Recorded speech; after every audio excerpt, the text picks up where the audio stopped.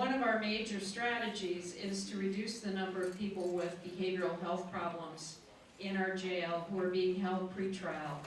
So this conference really does align closely. Each year in our country, more than 11 million people are jailed. On any given day, 750,000 or 750,000 people are in jails across our country. Here in Arizona, the average daily jail population approaches 10,000, about 1,800 here in Pima County. On a statewide basis, we spend hundreds of millions of dollars every year on holding people in jail. Now, of those detainees nationwide, more than 1 out of 6, or nearly 17%, are persons with serious mental illnesses. 1 out of every 4 inmates in the world is housed in the United States. And as we sit here this morning, 1 out of 104 adults are behind bars. 1 out of 33 adults in the United States are under correctional supervision this morning. Since 1980, the number of people going to jail in this country has tripled, and their sentences have increased by 166%. And as you drill down, as you peel back that onion to figure out what in the heck has happened, what you're going to find is much of this is due to untreated mental illnesses and untreated substance abuse. One of the things that I think nationally we're getting away from is worrying about who's responsible for the situation we're in. Deinstitutionalization. You know, okay, it may have contributed something, and it probably contributed a lot, but, you know, it's like blaming the victim. Who cares how we got here, unless history can inform what the solutions are? The reality is, we have what we have, let's figure out how to do it better, and I think that's what I see, and I'm encouraged. We developed a system that's 5 days a week, 9 to 5 for people that aren't sick. And so when you're developing whatever you want to develop and wherever you want to start on the chart, you have to keep in mind what people need. And if you try to develop it for people that aren't very sick or sick at all, it will not work. And so we need to start developing systems that work for people that are ill. You know, could you imagine emergency rooms only being open 9 to 5, 5 days a week? So if you had your heart attack outside that period, you know, tough. And so that's what we've done with people with mental illnesses. So try to start to think about developing programs that actually work for people that need it.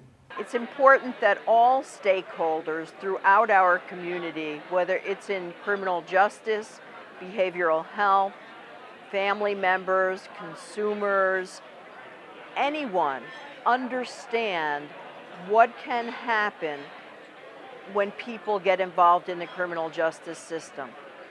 And we need the entire community to get around this issue so that we can transform the systems of care so that people with mental illnesses can move towards recovery and community integration. What we found out is that logic model at stage 3 doesn't work. That in fact, there's no relationship between improved mental health outcomes and reduced recidivism. That if in fact you use all the right evidence-based practices, you will have a person who is feeling better about themselves, reduce symptoms, they function better in the community, and they're a better adjusted criminal. Because if you want to reduce criminal behavior, you have to treat the risk factors that at the very end of the simpatico presentation, they didn't have time, but you've got to address the factors associated with criminal behavior. Because the factors associated with criminal behavior with persons with mental illness and co-occurring substance use disorder are the same factors for people who don't have mental illness and don't have substance use disorders. So unless you have a set of interventions and evidence-based practices that specifically address the public safety issues, the criminal behavior, you won't be successful. From a financial perspective, it's killing us. Our counties are now spending over $80 billion a year to incarcerate people. It's gotten so bad that counties are having to decide if they should build a new jail or a new hospital, if they should build a new jail or a new school, if they should build a new jail or infrastructure for their community. Yesterday in Flagstaff, they told us that half of the county's budget, half, is now going to correctional costs. It's an unsustainable problem, and it's something we have to fix. We're moving in the right direction, and you can get an individual program that you can fairly quickly get up and get going. But the reality is they're not intractable problems, but they're problems that take long-term solutions. Transformation of a system doesn't happen overnight, but it happens through the will of the people that are involved. We have failed those with mental illnesses miserably. As a result, we've seen homelessness increase, we've seen police injuries increase, we've seen police shootings of people with mental illnesses increase, we've wasted critical tax dollars, and in many ways we have made mental illness a crime in this country.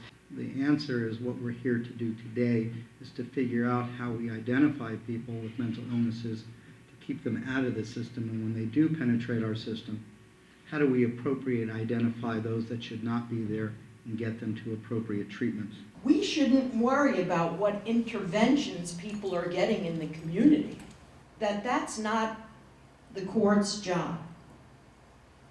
But I'm telling you here and now that we need to hold those community providers accountable. Because what I see in our community is that there is a workforce issue, as Hank Stedman told us about this morning, and the behavioral health community may not be up to par and providing the treatments and services that are specialized for the needs of this population. What can we do at pre-booking? What can we do at intake? What can we do after they are being housed in the jail? What can we do at release?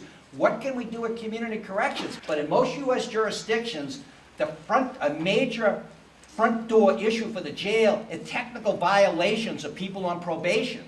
And oftentimes you get 40 to 50% of all the people in the jail are on technical violations. And if you look at the data, people with serious mental illness are much more likely to have technical violations of probation, so that in fact that Intercept 5, which is community corrections, is in fact the front door of the jail.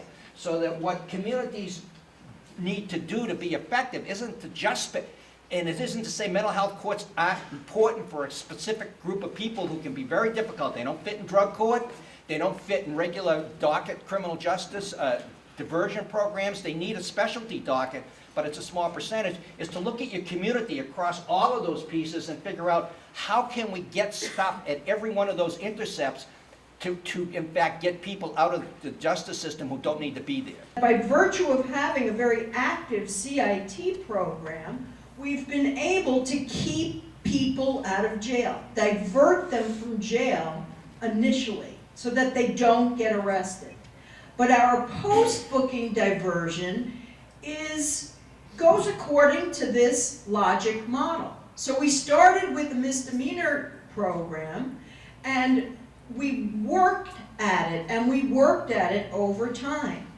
And then we were able to gain the support and the confidence of the court, and we were able to develop a felony mental jail diversion program, right?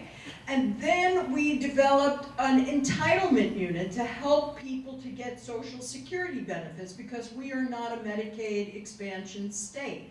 So we were always trying to find creative solutions to whatever it was that our community needed. There's just a huge need out there, because jails have so many people that have serious mental illness, most of whom don't need to be in jail. Some do, but the majority don't. And if we can find ways to keep them from getting in jail, or if they hit jail, they can get out more quickly, it'll save the taxpayers a bunch of money, make it easier and more appropriate to manage the jails, and the people themselves will be much better off, because jails are not healthy places for them. Phenomenal opportunity for people to begin to do the collaboration that's necessary for the structural changes. Because when you hear the Chief Justice of your Supreme Court, the Sheriff, the Chief, the County Attorney, all speaking the same language, people really understand that, hey, we haven't been doing it in the right way in the past, and this is an amazing opportunity to move forward. And one of the nice things about being in Pima County is there's an incredible attitude of what needs to be done, and I think that's critically important. You need two things. You need leadership and you need the right attitude, and both of those exist here. So I think, you know, it's a phenomenal start. They're already doing some great things, but this should really help take them to another level. Today's conference is a great representation of the people in Arizona that really care about this process and want to be involved. Transformation of a system doesn't happen overnight, but it happens through the will of the people that are involved. This is so inspiring, it certainly is to me, to tell us that we really can improve things. We've done a lot, but we can continue to do so. We can all make a difference if we really keep plugging away. That's really what it takes. We need to stop using our jails as our default mental health facilities, a role that they're serving at high cost and with poor results. But we know we can do better. We need to think about how we can divert people from jail to better opportunities for treatment. For those who are holding in jail, we need to think about how we can better afford treatment while they're in custody. And we need to think about how our practices related to reentry can better promote integration into the community and reduce recidivism by pairing people with needed treatment and other services.